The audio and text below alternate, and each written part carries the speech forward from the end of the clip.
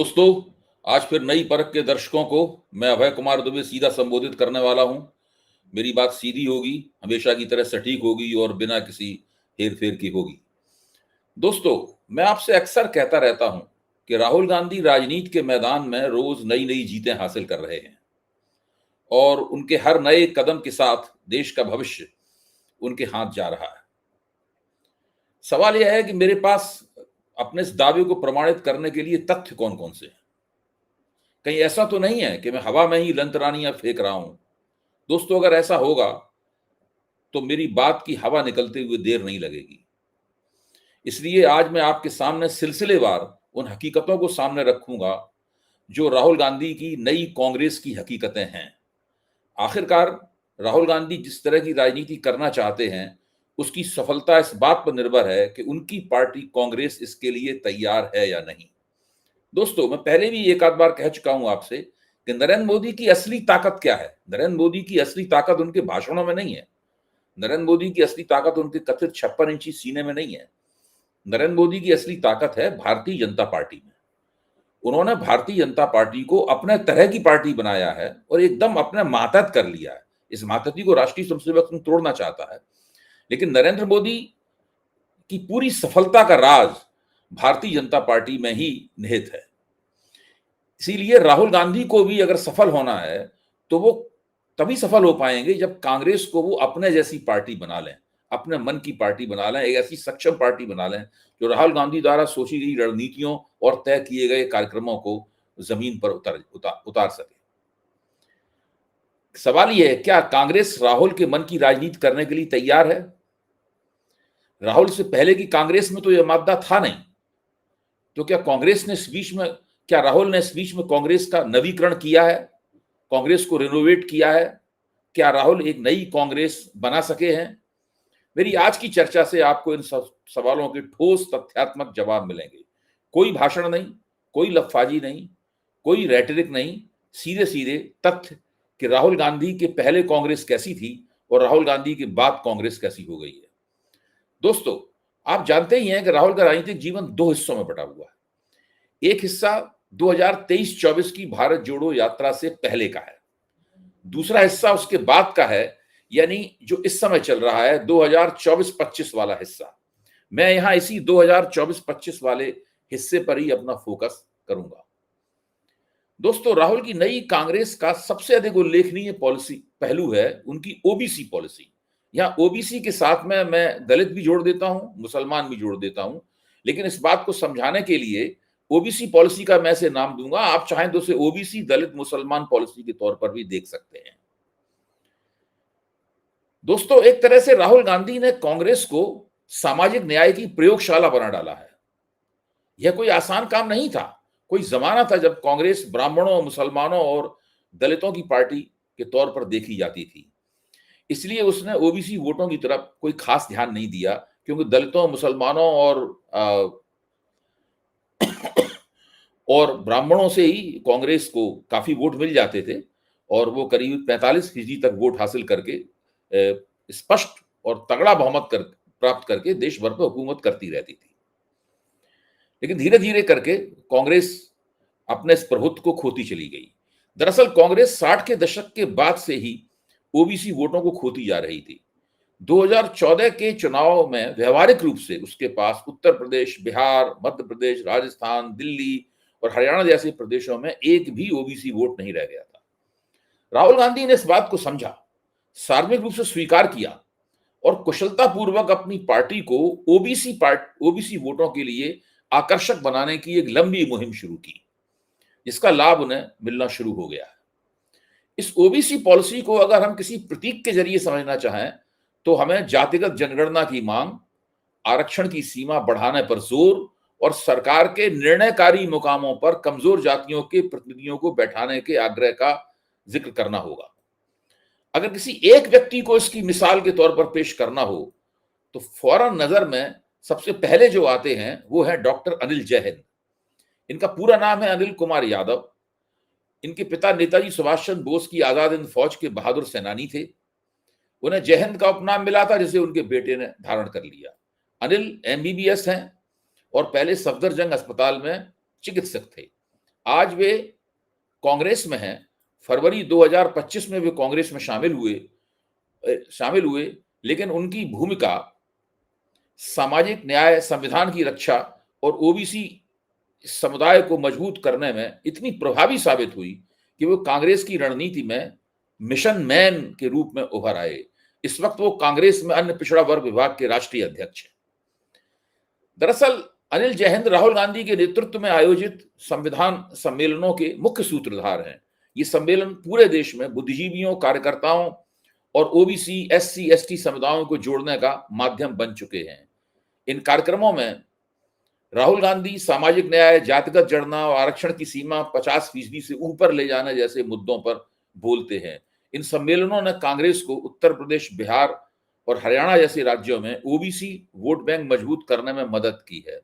उदाहरण के लिए 2024 के लोकसभा चुनाव में यूपी के कई चरणों में कांग्रेस की सफलता का श्रेय इस प्रकार की राजनीति को दिया जा सकता है। दोस्तों, अभी बिहार में हुई अत्यंत सफल वोटर जनाधिकार यात्रा में एक संविधान बचाओ सम्मेलन हुआ था। उस सम्मेलन में जिस तरीके से अति पिछड़ी जातियों के नेताओं को मंच पर योजना पूर्वक पेश किया गया, उन्हीं से चर्चा की गई, राहुल गांधी से उन्हीं से संवाद स्थापित किया और पूरे सम्मेलन में अति पिछड़ी जातियों के लोग जिस उत्साह से भागीदारी कर रहे थे, वो इस बात का बिल्कुल ताजा प्रमाण है कि कांग्रेस ने किस तरीके से अपने आप को सामाजिक न्याय की प्रयोगशाला में बदल दिया है। दोस्तों, जैसा कि हम जानते हैं कि राहुल गांधी की नई ओबीसी रणनीति मुख्य तौर पर सामाजिक न्याय, जातिगत जनगणना और आरक्षण के विस्तार पर केंद्रित है। यह रणनीति 2025 में कांग्रेस की आंतरिक बैठकों, एआईसीसी के सत्रों और चुनावी अभियानों में उभरी है, जहां ओबीसी समुदाय को ही पार्टी की मुख्य प्राथमिकता बनाया गया। राहुल गांधी ने स्पष्ट रूप से पार्टी में ओबीसी नेताओं को भूमिकाएं देने की रणनीति अपनाई है। जुलाई 2025 में एक वीडियो संदेश में उन्होंने कहा था कि सचिन पायलट और अन्य ओबीसी नेताओं को पहचान कर कॉन्फ्रेंस और मीटिंग के माध्यम से पार्टी को मजबूत किया जा रहा है। यह 1990 के दशक में हुई गलती को सुधारने का प्रयास है, जब कांग्रेस ने ओबीसी को नजरअंदाज किया था। अप्रैल 2025 में कांग्रेस ने एक ओबीसी सलाहकार समिति गठित की, इसमें ओबीसी नेताओं को शामिल किया गया। हालांकि कुछ लोगों ने यह कहा कि इसमें मुसलमान ओबीसी अपेक्षाकृत काफी कम है। इस बात पर इसकी आलोचना भी हुई और यह भी कहा गया कि यह सलाहकार समिति मुख्य तौर पर हिंदी क्षेत्र पर केंद्रित है। हिंदी क्षेत्र में पार्टी का प्रदर्शन सुधारना ही इसका मुख्य तौर पर उद्देश्य है। तो ये बात अपने आप में गलत नहीं थी। पता नहीं लोग इसे आलोचना के तौर पर क्यों लेते हैं, क्योंकि हिंदी क्षेत्र के बाहर जब जाते हैं तो कांग्रेस दरअसल ओबीसी की पार्टी है। गुजरात में कांग्रेस को ओबीसी समर्थन प्राप्त होता है, हमेशा से प्राप्त होता रहा है। कर्नाटक में कांग्रेस को ओबीसी समर्थन प्राप्त होता है, हमेशा से प्राप्त होता रहा है। यह तो उत्तर भारत में जो भारतीय जनता पार्टी का कैचमेंट एरिया है, यानी भारतीय जनता पार्टी का प्रभाव क्षेत्र है, वहां पर चूंकि कांग्रेस के हाथ से ओबीसी समर्थन चला गया, तो वहां पर भारतीय जनता पार्टी लगातार उभरती चली गई और उसने ऊंची जातियों और ओबीसी के बीच में एक समीकरण बनाने में भी कामयाबी हासिल की। इसलिए कांग्रेस के लिए जरूरी है कि अगर वो भारतीय जनता पार्टी को पराजित करना चाहती है तो उसके प्रभाव क्षेत्र के अंदर एक ऐसी नीति अपनाए जिससे ये समीकरण, ऊंची जातियों और ओबीसी के बीच का समीकरण जो भाजपा के लिए बहुत लाभकारी साबित हुआ है, यह समीकरण टूटे। दोस्तों, इस समीकरण से परे जाकर भी कांग्रेस के पास एक ओबीसी नीति है। राहुल गांधी देश के अकेले ऐसे नेता हैं जिन्होंने बार बार निजी क्षेत्र यानी कारपोरेट जगत में ओबीसी, एससी, एसटी के लिए आरक्षण की मांग उठाई है। कोई पार्टी ये मांग नहीं उठाती। इसी साल मई में उन्होंने एक रैली में कहा कि तेलंगाना जैसे राज्य में दलित, ओबीसी, मजदूर एमएनआरईजीए की लाइनों में खड़े हैं, जबकि कारपोरेट्स में उनका कोई भी कारपोरेट जगत में उनकी कोई भी नुमाइंदगी नहीं है। यह सामाजिक न्याय की राजनीति की एक कमी है जिसे राहुल गांधी कांग्रेस के जरिए पूरा करना चाहते हैं। अप्रैल में जो कांग्रेस का अधिवेशन हुआ, उसके अहमदाबाद के प्रस्ताव में कांग्रेस ने इसी नीति को औपचारिक रूप दिया। वहां ओबीसी वोटरों को एकजुट करने के लिए हिंदू और मुसलमान दोनों तरह के ओबीसी को अपना लक्ष्य बनाया गया। मुसलमान पसमानदा का मतलब होता है पिछड़ा हुआ, उसको लक्ष्य बनाया गया। यह रणनीति भारतीय जनता पार्टी और राष्ट्रीय स्वयंसेवक संघ पर हमला बोलने के लक्ष्य से डिजाइन की गई। राहुल ने आरोप लगाया कि भाजपा और संघ दोनों ही ओबीसी वोटों को बाई प्रॉक्सी प्राप्त करना चाहते हैं और मुख्यतः ओबीसी वोटों की मदद से वे देश में ब्राह्मण बनिया हुकूमत को ही कायम करना चाहते हैं। मई में ही दिल्ली की ओबीसी बैठक में उन्होंने राष्ट्रीय स्वयंसेवक संघ की संविधान विरोधी गतिविधियों का विस्तार से जिक्र किया। दोस्तों, राहुल तेलंगाना मॉडल पर काम कर रहे हैं, यानी 42% ओबीसी कोटे को राष्ट्रीय स्तर पर लागू करने की योजना उनकी है। उन्होंने कहा है कि ओबीसी दलितों और आदिवासियों को दरअसल 50% और उससे ज्यादा संसाधनों की मांग करना चाहिए। इसको कहते हैं हाफ द टेबल, आधी मेज उनको चाहिए ही चाहिए, क्योंकि ये लोग आबादी के कहीं बड़े हिस्से हैं और उनकी आबादी 85 से 90% के बीच में है। यह रणनीति खास तौर से 1925 में, यानी अभी अक्टूबर नवंबर में होने वाले बिहार चुनाव के मद्देनजर तैयार की गई लगती है।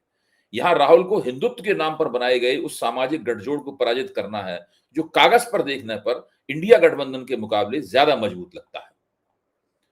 दोस्तों, कांग्रेस को नया रूप देने के लिए राहुल ने पुराने नेताओं को हटाने या उन्हें अपमानित करने की बजाय एक ऐसी नीति अपनाई जिसे सांप भी न मरे और लाठी भी न टूटे की संज्ञा दी जा सकती है। उन्होंने धीरे धीरे पुराने नेताओं को एक ऐसी हालत में पहुंचा दिया है कि अब न तो वे आला कमान को कोई राय देते हैं और न ही उन्हें एहसास दिला दिया गया है कि दरअसल उनकी राय की कोई आवश्यकता नहीं है। वो चाहे तो कांग्रेस में रह सकते हैं और चाहे तो कांग्रेस छोड़कर चले जाएं, और अगर वे राय देते भी हैं तो उनकी राय पर कोई कान नहीं देता। उनकी बजाय राहुल का जोर अपेक्षाकृत कम उम्र के युवा नेताओं को फोकस में लाने का है। चूंकि पार्टी का जमीनी काम कमजोर होता जा रहा था, इसीलिए राहुल ने संगठन और रणनीति में कई महत्वपूर्ण परिवर्तन करते हुए पार्टी को मजबूत बनाने, जमीनी स्तर पर सक्रियता बढ़ाने और चुनावी रणनीति को नया रूप देने के लिए कुछ निर्णायक कदम उठाए।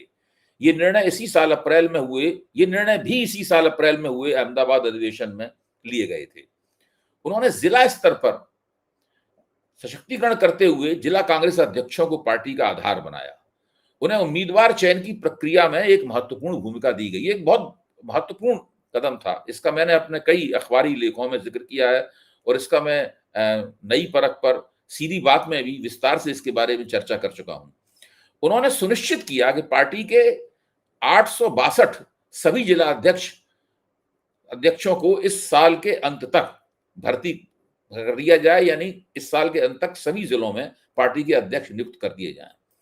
और इनमें 450 से अधिक जिलों में तो बिल्कुल उन्हें नए चेहरे लाने हैं। इसमें प्राथमिकता ऐसे युवकों को दी जा रही है जो वैचारिक रूप से प्रतिबद्ध हों, संघ और भाजपा की हिंदुत्ववादी राजनीति विचारधारा के खिलाफ लड़ना चाहते हों और जमीनी संघर्ष के लिए जद्दोजहद के लिए भी तैयार हों। इनमें जाति और अन्य मानदंडों का भी पूरा ख्याल रखा जा रहा है। इसके अलावा भाजपा से साठगांठ करने वाले नेताओं को हटाने का निर्देश दिया गया है। राहुल गांधी ऐसे नेताओं को भाजपा का स्लीपर सेल कहते हैं।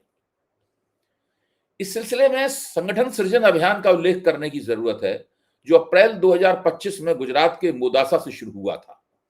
इसका मकसद जिला कांग्रेस कमेटियों को मजबूत करना है, जवाबदेही की नई प्रणाली लागू करना है।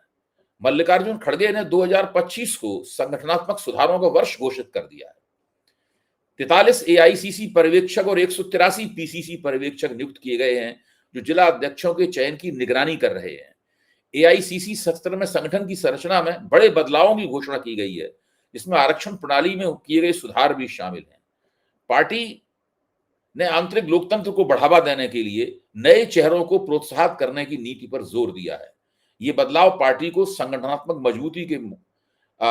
मजबूती के मामले में मजबूत बनाने के मकसद से किए जा रहे हैं, खासकर मध्य प्रदेश जैसे राज्यों में जहां राहुल ने 2025 में पुनर्गठन अभियान शुरू कर रखा है। दोस्तों, राहुल की कोशिश है कि पार्टी को उत्तरोत्तर जन आधारित बनाया जाए। इस लिहाज से राहुल की यह कोशिश महात्मा गांधी की उन कोशिशों की याद दिला देती है जब वे आजादी से पहले कांग्रेस को रंग रुतबे वाले तबकों की पार्टी से निकालकर आम जनता की पार्टी बनाने में लगे हुए थे। ये महात्मा गांधी थे, इन्होंने कांग्रेस को जनता की पार्टी बनाया। 2022-23 में हुई भारत जोड़ो यात्रा और फिर 2024 में हुई भारत जोड़ो न्याय यात्रा जैसे कार्यक्रमों ने पूरी पार्टी को सबक दिया है कि सड़क पर उतरने से, जनता के साथ जुड़ने से क्या लाभ होता है। इन यात्राओं ने राहुल गांधी की छवि को तो मजबूत किया ही, और युवाओं और पिछड़े वर्गों को बड़े पैमाने पर आकर्षित किया, और इसकी इन यात्राओं की वजह से कांग्रेस एक बार फिर भाजपा के मुकाबले खड़े होने की स्थिति में आ गई। दोस्तों, राहुल की कोशिश है कि आर्थिक मुद्दों पर जोर दिया जाए, बेरोजगारी और महंगाई पर फोकस डाला जाए। मोदी सरकार की जो क्रोनी कैपिटलिज्म की नीति है, यानी कुछ एक दो अपने मित्र कारपोरेट घरानों को अत्यधिक प्रोत्साहन दिया जाए और बाकी जो कारपोरेट घराने हैं और बड़े बड़े कारपोरेट संगठन है, उनको हतोत्साहित किया जाए। इस नीति की पोल खोलने में राहुल गांधी हमेशा आगे रहे हैं। युवा मतदाताओं को लक्ष्य करने के लिए राहुल गांधी ने आर्थिक असमानता और लोकतांत्रिक मूल्यों पर जोर डालने वाले अभियान चलाने का फैसला किया है। SIR, स्पेशल इंटेंसिव रिवीजन के खिलाफ बिहार में उन्होंने जो मुहिम चलाई, जिसको कई पत्रकारों ने कहा है वो मुख्य तौर पर राहुल गांधी शो था, और उस मुहिम को सारे देश में ले जाने की जिस तरीके से वे योजनाबद्ध कोशिश कर रहे हैं, वो इस बात का सबूत है कि राहुल गांधी लोकतांत्रिक अधिकारों के प्रश्न को कांग्रेस की राजनीति का मुख्य बिंदु बनाना चाहते हैं। राहुल गांधी की यह भी कोशिश है कि कांग्रेस के नेताओं द्वारा मीडिया में कोई ज्यादा इंटरव्यू देने में दिलचस्पी न दिखाई जाए, बजाय इसके भी चाहते हैं कि सोशल मीडिया पर जोर हो और सीधे सीधे कार्यकर्ताओं और समर्थकों के साथ संवाद किया जाए। यही कारण है कि बिहार में वोटर अधिकार यात्रा के दौरान कांग्रेस ने भाजपा को सोशल मीडिया के मैदान में पूरी तरह पछाड़ दिया। नई परख पर मैंने एक वीडियो में इसका पूरा ब्यौरा दिया था। कांग्रेस न्याय पथ का नारा लगा रही है और राहुल गांधी का यह न्याय पथ संकल्प, समर्पण और संघर्ष पर आधारित है। दोस्तों, इस न्याय पथ की धारणा के केंद्र में आर्थिक और सामाजिक न्याय है। एक बेहद महत्वपूर्ण बात यह है कि राहुल के नेतृत्व में कांग्रेस ऐसे लोगों को विभिन्न जिम्मेदारियां दे रही है जो उन कामों के विशेषज्ञ हैं। कांग्रेस में अब वे दिन जा चुके हैं जब किसी भी कांग्रेस नेता को उठाकर किसी भी काम का इंचार्ज बना दिया जाता था।